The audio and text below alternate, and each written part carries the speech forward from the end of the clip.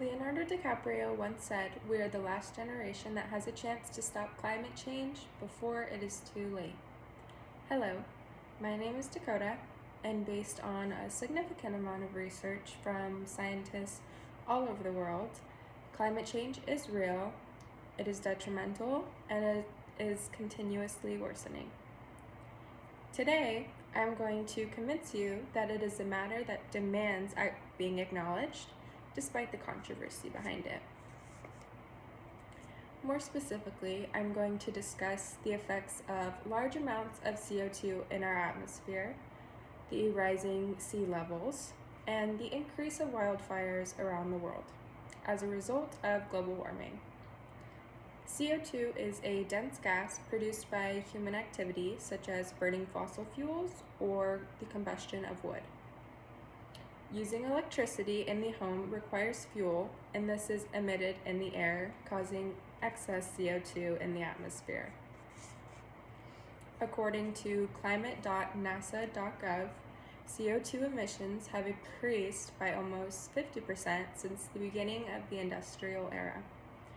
This is a significant increase, and to make matters worse, CO2 is a gas that absorbs and radiates heat. So it goes without saying that as these emissions increase, the Earth's temperature will increase as well. This gas has ultimately unbalanced Earth's energy budget because it is so abundant and it stays in the atmosphere far longer than many other gases. It can stay trapped in the Earth's atmosphere for hundreds of years, and while it is a natural gas here on Earth, the high increase will warm the temperature in a very high speed.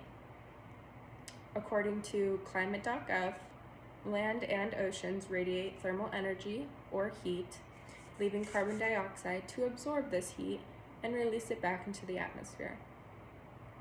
This gas causes more acidity for our oceans, which can be harmful for fish and their ability to detect predators as well as locating safe habitats. As stated by the U.S. Department of Agriculture, CO2 concentration in the atmosphere has grew from around 270 parts per million before the 1700s to about 355 parts per million today. Naturally, CO2 is useful, however, too much is dangerous and disastrous for the Earth. Along with CO2 emissions, the rising sea levels resulting from global warming can leave a harmful impact on our planet. When temperatures rise, ice typically melts faster and expands at a much faster rate. While this may not sound as worrisome as it truly is, this will cause destruction to land, homes, and property. In areas close to water, the rise in sea levels will wipe away areas that were once used for living, social gatherings, etc. Oceanservice.noaa.gov states that from 1990 to 2015, the global tide gauge network showed an increase of 3 inches in sea levels. This gauge also describes sea levels rising 1/8 of an inch every year and insists that this number will increase in future years as a direct result of global warming. Sealevel.climatecentral.org informs readers about the direct impact of rising sea levels and how it will affect those who live in low elevated areas near large bodies of water. Scientists predict a 2 to 7 foot rise in water levels over the next century that will devastate the lives and homes of millions. Not only are CO2 and ocean levels rising, but the number and duration of wildfires are as well as a result of climate change.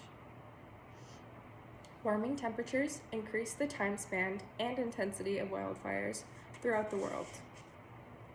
Wildfires are not only dangerous for plants, but also animals and humans. According to www.sciencemag.org, since 1986, the warmer summer seasons have created a 4-fold rise of serious wildfires and a 6-fold rise in the areas in which they are burning, particularly in the western United States and Canada. With warmer weather comes drier land conditions and increased drought periods. Soil becomes drier, moisture from the ground is evaporated, and vegetation becomes more flammable. The National Geographic Science Team has also concluded that other risks, such as forest management, have led to a buildup of vegetation that turns to added fuel for these fires. These wildfires create an environment that is difficult to manage, and the aftermath is negatively affecting other trees, small plants, or animals. So what can be done to help end climate change, or at least decrease it? Powering your home with renewable energy is one solution. Choosing utility companies who generate at least half of their power from sources like wind or solar can help dramatically.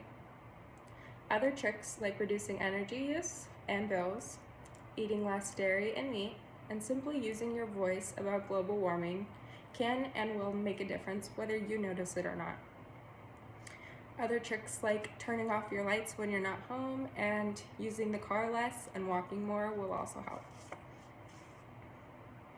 To wrap things up, global warming is a serious matter and has already been causing detrimental damage to our Earth. Today, we have gone over the effects of extra CO2 in our atmosphere, rising sea levels, and the wildfires that all occur as a result of climate change.